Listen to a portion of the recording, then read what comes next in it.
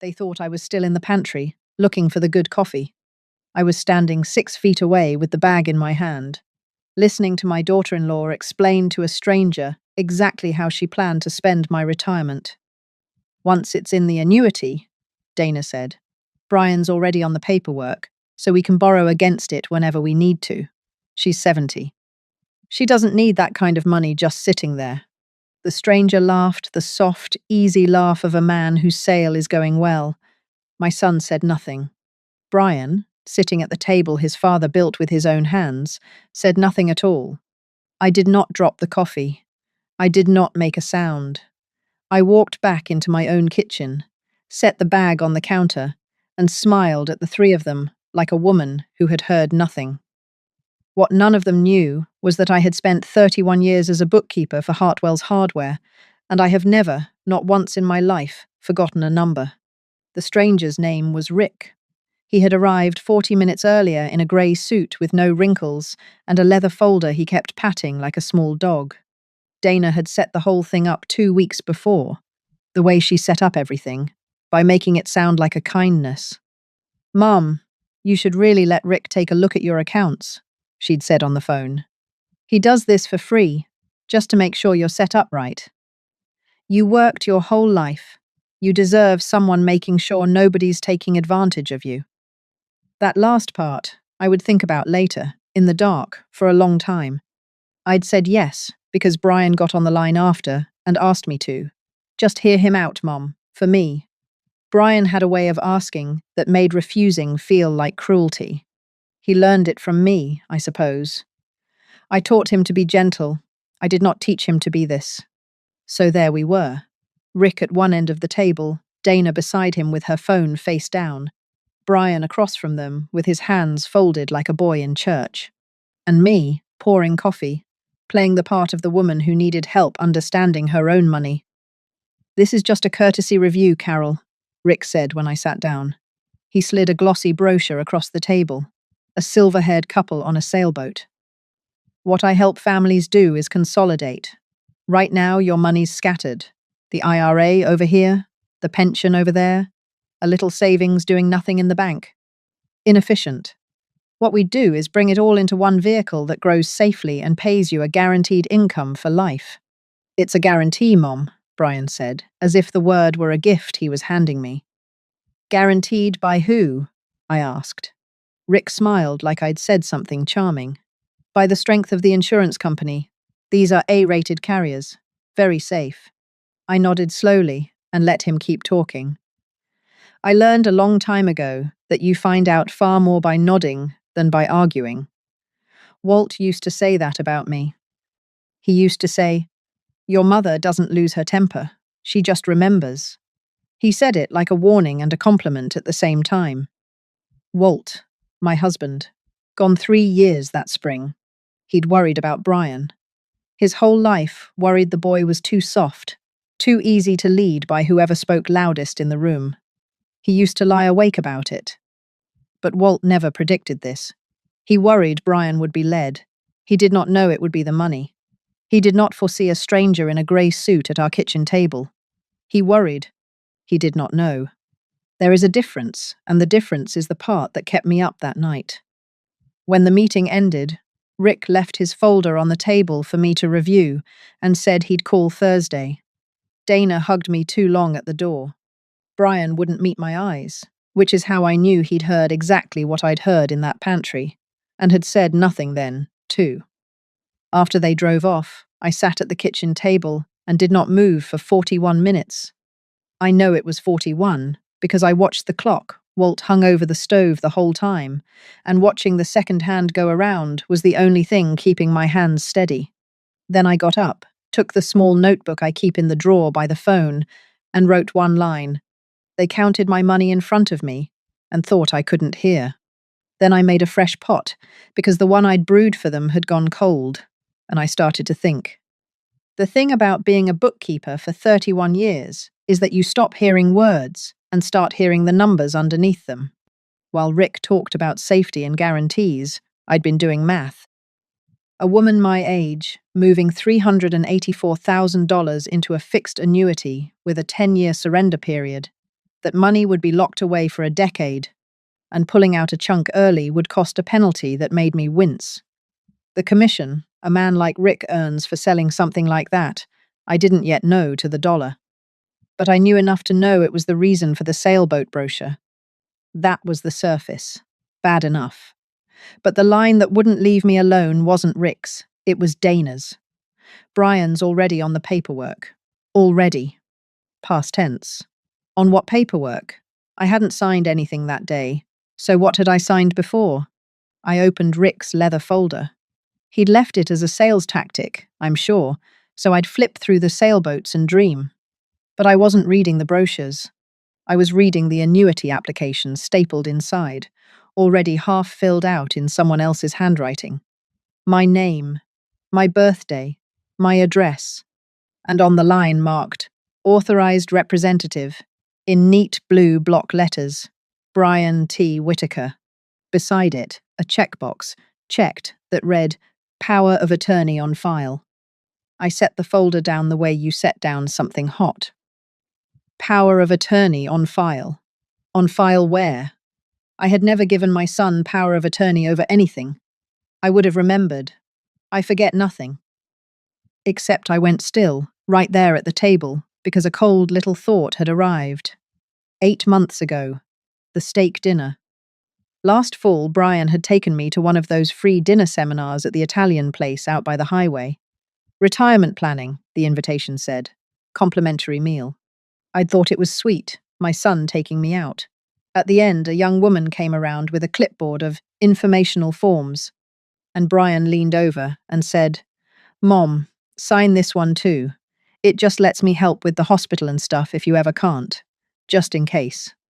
You don't want me locked out if something happens. And I had signed it.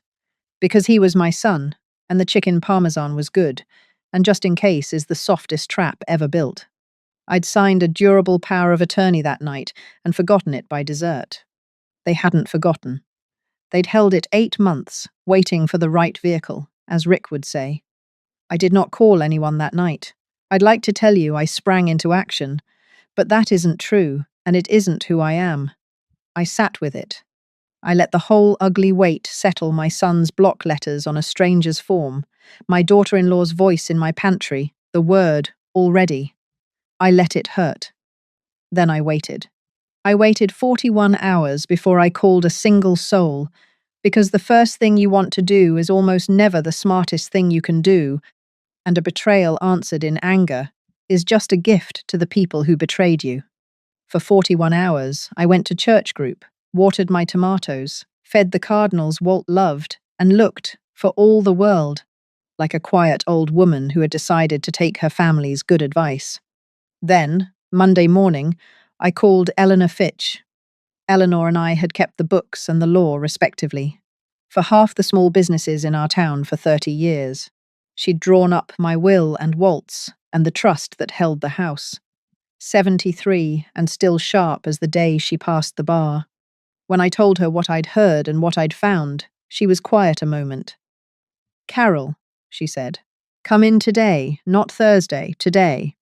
In her office, she read the annuity application twice, then looked at me over her glasses. Here's where you stand. Good news. Nothing's happened yet. You haven't signed. Your money is still your money. Bad news. The power of attorney is real, and it's durable, meaning it's already in effect. These seminar forms almost never wait for incapacity. So, as of right now, legally, your son can act on your accounts. Has he?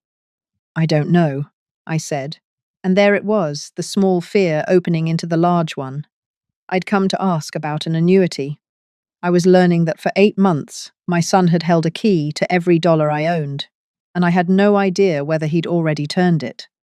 Then that's the first thing we find out, Eleanor said, reaching for her phone. And the first thing we kill.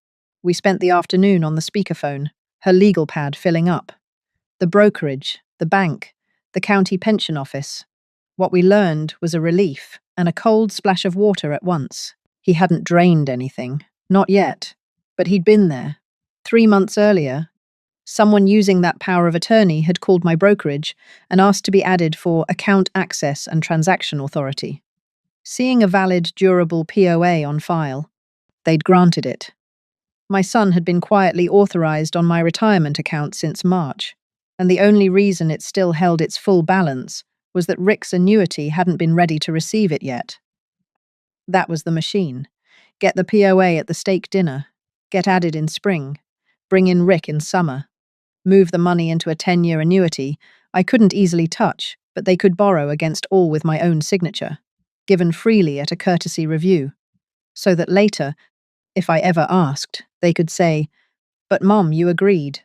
I did not cry in Eleanor's office. I'd done my crying Friday. By Monday, I was a bookkeeper again, and a bookkeeper does not weep at a bad ledger. She corrects it. "Tell me what we can do," I said, "and tell me what I'm allowed to do." Eleanor smiled for the first time that day. "Everything. It's your money. That's the part they forgot. A power of attorney is a permission you grant, and a permission you grant, you can take back. Today." So we took it back. That afternoon, I signed a revocation of power of attorney, plain as a grocery list, in front of her notary.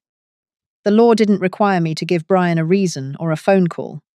It only required that I notify the institutions and, to keep it clean, notify him in writing. Eleanor drafted 3 letters. By 5 o'clock, they were in certified envelopes, the brokerage, the bank, my son, each with a green return card that would come back to me, proving the day and hour it was received. I mailed them at the counter myself and watched the clerk stamp each one. Then I drove home, fed the cardinals, and wrote a second line. A key only works until the lock is changed. But revoking the power of attorney only closed the door they'd already walked through. It didn't move the money out of reach, and it didn't undo the thing I hadn't told even Eleanor until we were nearly done. "There's one more thing," I'd said. Years ago, when I rolled my 401k into the IRA, the form asked for a beneficiary. I was newly widowed, not thinking straight. I named Brian. Just Brian. If something happened to me before we fixed all this, does that form still stand? Eleanor set down her pen. "Beneficiary designations override your will. They override your trust. Whatever that form says is who gets the account, no matter what any other document says. So yes. As it stands, if anything happened to you, every dollar in that IRA goes straight to Brian with Dana right beside him." That was the deepest hole of all, and I dug it myself, with my own grieving hand. So the next morning I drove to the brokerage in person, sat across from a young man named Marcus, who actually looked me in the eye, and did 3 things in one sitting. I removed the access granted under the revoked power of attorney. I moved the entire IRA by direct trustee-to-trustee transfer to a different, larger firm where no old authorizations existed and no Rick had ever set foot. And I changed the beneficiary not to cut my son from my life, but to name my trust, which Eleanor and I would give real terms that week. Marcus printed every confirmation.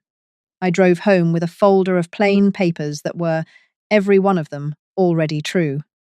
And then I waited again and let my family believe they were winning. This is the part the people who write these stories like to rush the quiet stretch where the protagonist has acted and no one knows it. I think it's the best part. Dana called more in those 2 weeks than she had in 2 years. "Mum," she said, "the first call, sweet as syrup. I just wanted to check on you. You seemed a little tired Saturday. Have you had a chance to look over Rick's folder?" "I've been looking at it," I said, which was true.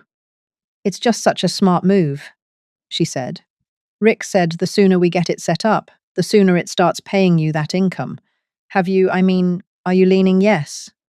There it was. The fishing line dropped so gently I almost admired it. "I'm still thinking it through," I said. "It's a lot of money to move at my age." A pause. I could hear her recalculating. "Of course. Take your time." Then, lighter, casual, the hook reset. Brian and I were actually looking at a bigger place this weekend. Nothing certain, just dreaming. It's got a downstairs suite, we thought. Somewhere you'd always have a room with us, when you're ready. "That's thoughtful," I said, and I meant it the way she meant the room. She called twice more that week. Each time the same dance, a sweet opening, a question about Rick's folder, a mention of the house with the suite, the soft pressure of a future they'd already moved into in their heads. Each time I said I was still thinking. I wasn't lying. I think about everything. I just wasn't thinking about the thing she hoped. Rick called Thursday, oily and patient. No pressure at all, Carol, it's your money. It surely is, I said, and let him go. The signing was set for a Saturday. Rick would come back, papers ready, and Dana had, just happened, to invite her mother, Sharon, for support. Mom, since it's such a big decision. Sharon wore her opinions like jewelry and had never, in 15 years, asked me one question about my own life. I understood her presence perfectly. She was the closer there, so that if I wavered, 3 people could lean on me at my own table until I signed. They had it all arranged: Rick's commission, Brian's access, Dana's house, Sharon's pressure. The only thing they were missing was the truth about what I'd already done. That Saturday I baked. I want you to picture it, because I planned it the way Rick planned his sailboat brochure. The good cups, a lemon cake, Walt's favorite, strong coffee. When they arrived, Rick with his folder, Dana with her mother, Brian with his eyes on the floor, I welcomed every one of them like the guests they'd decided to be, and poured the coffee myself. Rick laid out his pages. The annuity application, finished now. Every line filled. We just need your signature in the marked spots, Carol, he said, fanning them out, and we'll get this money working for you. Before I sign anything, I said, I'd like to put a few of my own papers on the table. It's only fair, since everyone went to such trouble bringing theirs. I took out a folder of my own. Plain manila. No sailboats. I opened it slowly, because slowness, I have learned, is its own kind of power. This first one is a revocation of power of attorney, the one Brian had me sign at the steak dinner last fall. I revoked it 2 weeks ago. It's notarized, and the brokerage and the bank already have their copies by certified mail. So the access someone used to get added to my retirement account back in March has been removed. As of 2 weeks ago, no one has authority over my accounts but me. The room had gone very quiet. Sharon's cup stopped halfway to her mouth. This second one is from my new brokerage, the IRA. You'd like to move into your annuity, Rick. It isn't where it was. I transferred it in full, trustee to trustee, 2 weeks ago. No taxes, no penalty. It's safe, it's growing, and it can't be moved by anyone but me. Rick's smile developed a crack down the middle. And this last one is the new beneficiary designation. The account used to pay out to Brian alone. It now pays to my trust, which Eleanor and I rewrote this week, and which I'll read you the relevant part of, since we're all family here and so interested in my money. I put on my glasses and read it plainly. The trust held everything now: the house, the savings, the retirement account, by way of beneficiary. On my death, it would divide equally between my 2 grandchildren, Emma and Tyler. In shares, neither parent could touch. Paid out over years rather than all at once, so no one could borrow against it, spend it on a bigger house, or hand it to a man in a grey suit. And the successor trustee, the one who'd see it administered honestly and equally to both children, was not Brian, it was Emma. My granddaughter, 17, who balanced her own checkbook to the penny and once drove 40 minutes to return $1. She'd been overpaid at her summer job. Not because she'd inherit more, she'd inherit exactly the same as her brother, but because trust, real trust, is the only kind that should ever be on file. I closed the folder. So there's nothing left to sign today. It's all done. For a moment, nobody spoke. Then Sharon set her cup down hard. Well, I think that's a very cold thing to do to your own son.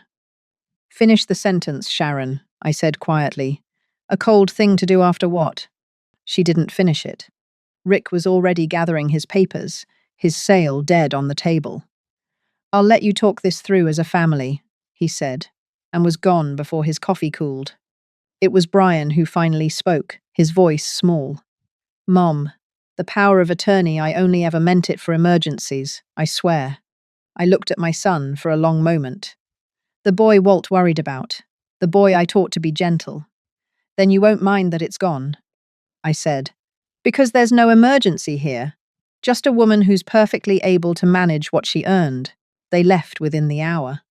Dana cried in the driveway, the loud kind meant to be seen. Nobody looked back at the window where I stood. I wasn't watching them anyway.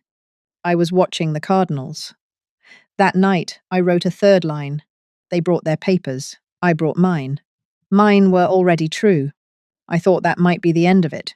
It wasn't. The end of the discussion was not the end of the consequences, and the people who lose these things rarely lose them quietly. The phone calls started Sunday. Then the group text cousins I hadn't spoken to since Walt's funeral, suddenly very concerned. Dana had gotten there first with her version, and it was a good one. I was confused. I was being manipulated by some lawyer. I'd cut my grieving son out of his inheritance over a misunderstanding. Wasn't it sad what loneliness does to a person? I didn't argue in the group chat. Explaining yourself to people who've already decided is just handing them more rope. I figured it would burn itself out. It didn't burn out. It got worse, because Sharon was not a woman who lost gracefully, and she'd found a tool sharper than gossip. Eleanor called me on a Tuesday. "Carol," she said, and the steadiness in her voice was the kind people use right before bad news. "I've been served notice of something, as your attorney of record. Sharon and Dana have filed a petition in probate court. They're asking the court to appoint a guardian and conservator for you. They're claiming you're no longer capable of managing your own affairs, that your recent decisions show, and I'm reading their words, sudden, uncharacteristic, and irrational changes consistent with diminished capacity and possible undue influence." I sat down at the kitchen table. The clock ticked over the stove. "They want a judge to declare me incompetent," I said slowly, "so a court can put someone in charge of my money, after I moved it where they couldn't reach it." "That's exactly what they want," Eleanor said. "If it works, a conservator controls your finances, and they'd petition to be that conservator. The trust, the transfer, the revocation, all of it could be reviewed and potentially unwound. It is, frankly, the most dangerous thing they've done. It's also the most desperate. This was the deepest water yet. Not my money now myself, my right to sign my own name.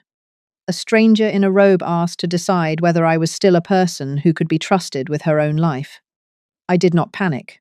I'd learned the lesson of the 41 hours. I asked one question. What does the court actually need to see?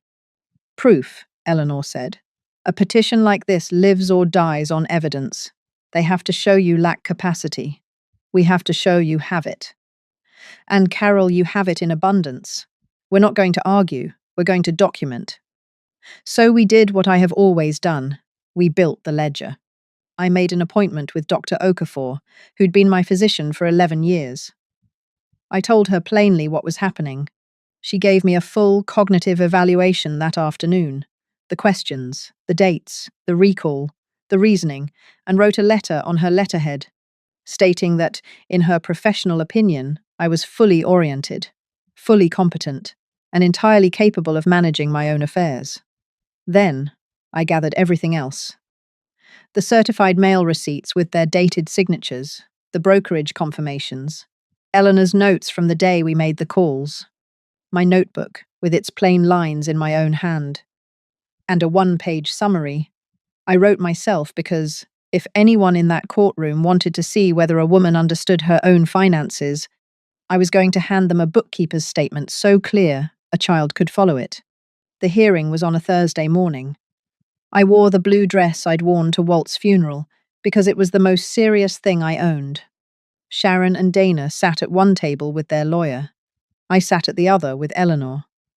Brian sat in the back row, alone, on no one's side, which I noticed. Their lawyer spoke first. He painted a picture. An elderly widow, isolated, who'd abruptly fired the advisor her family trusted, moved hundreds of thousands of dollars, rewritten her estate, cut out her only child. sudden, uncharacteristic. The work, surely, of a confused mind or a manipulative outside influence. Then it was Eleanor's turn, and she didn't raise her voice once.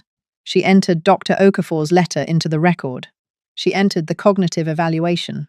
She entered the certified receipts, the confirmations, the timeline. And then she asked the judge if her client might speak for herself. The judge, a tired-looking woman with reading glasses pushed up into her grey hair, said yes. I stood. I didn't make a speech. I find speeches are usually a way of avoiding the facts. I simply told the court what I'd done, and why, in order, the way I'd reconcile an account. I'd overheard my family planning to move my retirement into an annuity they could borrow against, using a power of attorney I'd signed at a free dinner without understanding it. I had revoked that power of attorney, which the law allowed me to do. I had moved my own money to a safer firm, which the law allowed me to do. I had named my trust as beneficiary and left everything, equally, to my 2 grandchildren, with my granddaughter as trustee, which the law allowed me to do. I gave the dollar figures from memory. I gave the dates from memory. I explained the difference between a power of attorney and a beneficiary designation, because I wasn't sure their lawyer fully understood it. Your Honor, I said, they've told you my decisions were sudden and irrational. They were neither. They were a Tuesday, a certified letter, and a drive to the brokerage. I have the receipts. The only thing sudden here is that the money is no longer where they expected it to be. The judge read Dr. Okafor's letter again. She looked at the receipts. She looked at me, standing there in my funeral dress, with my 1-page summary in my hand, and I watched something in her face settle. She dismissed the petition from the bench. She found no evidence whatsoever of incapacity, and she said, looking over her glasses at Sharon and Dana's table, that the court took a dim view of guardianship petitions, filed not to protect a vulnerable adult, but to overturn that adult's lawful and well-documented financial decisions. She did not use the word punish. She didn't need to. The arithmetic of consequences runs itself. It never needs my help. In the parking lot afterward, Sharon walked past me, without a word, her jewelry of opinions finally silent. Dana didn't look at me at all. Brian caught up to me by my car. He didn't ask for anything. That was the first sign in a long time that he was still in there somewhere. That night, I wrote a 4th line. They asked a judge whether I was still myself. I answered with receipts. Brian came to see me alone that fall, without Dana, without Sharon, without a folder. He sat at the kitchen table his father built, and for once he didn't manage me. He just talked. I knew about the account access, he said. In March, I let them add me. I told myself it was to keep an eye on things, to protect you. He pressed his palms flat on the wood. But I heard her in the pantry that day too, Mom. I heard what she said about borrowing against it. And I didn't say anything. That's the part I can't get past. And then the guardianship. I didn't sign that petition, but I didn't stop it either. I just sat there, again. I know, I said. I watched you sit there. He flinched, but he didn't argue. That was new. I'm not going to pretend it didn't happen, I said. An apology is a beginning. It isn't a repair. The trust stays as it is. The beneficiary stays as it is. Emma stays as trustee. None of that is punishment, and none of it comes back to the table for negotiation. It's just true now, the way it should always have been. And us? He asked. You're my son. You'll always be my son. Come for Sunday dinner any week you like. But you'll come as my son, not as someone watching the silver. He nodded. He stayed for dinner. We didn't fix everything that night, because everything isn't fixable in a night, and I've lived too long to pretend otherwise. But he came back the next Sunday and the one after. And slowly, he became a man who visited his mother instead of a man who managed her. Dana didn't come for a long while. And when she finally did, she was quieter and never mentioned the bigger house again. They didn't buy it. The deposit, I heard, was the kind you don't get back. I didn't gloat about that. I didn't have to. I sent one more document before I was finished, a complaint to the state insurance commissioner about Rick. not for revenge. Because somewhere out there is another woman my age, alone at her own kitchen table, with a son who'd had too much chicken parmesan and a folder of sailboats sliding toward her. The commissioner's office wrote back 6 weeks later. They were opening a review of his firm, and they thanked me for my detailed records. Of course they were detailed. I'm a bookkeeper. The money is safe now. It does exactly what I want it to do, which is mostly nothing sitting where I can see it, growing slowly, waiting for 2 grandchildren who'll get it fairly, and over time, the way real love is given. I took a little of it, finally, and did the thing Walt and I always said we'd do and never did. I went to Ireland in the spring. I stood in the rain at the cliffs, and I was not lonely. I came home and started keeping the books, for free, 2 mornings a week at the senior centre down the road, reconciling accounts for people who, it turns out, are very easy to take advantage of, and who now have someone in their corner who reads the fine print and looks up the commission. I keep my notebook by the phone still.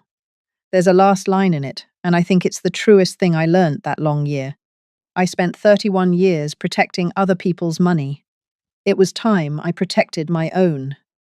People hear a story like mine and expect the shouting, the scene at the table, the slammed door, the family torn in half with everyone bleeding. There wasn't any of that. There was a pantry, and a number I didn't forget, and a folder of plain papers that were already true. There was a key, taken back. There was a courtroom where a tired judge read a doctor's letter and looked at an old woman in a funeral dress and decided she was exactly who she'd always been. My son worried me once, and his father worried about him before that, and none of us predicted how it would come. But the betrayal that hurts the most is rarely the loud one. It's the soft one, the just in case. The form slid across the table between the main course and the coffee. The answer to it is never to be louder than they are. The answer is to be more prepared. Sometimes dignity does not arrive with shouting. Sometimes it arrives in a manila folder, set quietly on a kitchen table, with your name on every page, and not one signature you didn't choose to give.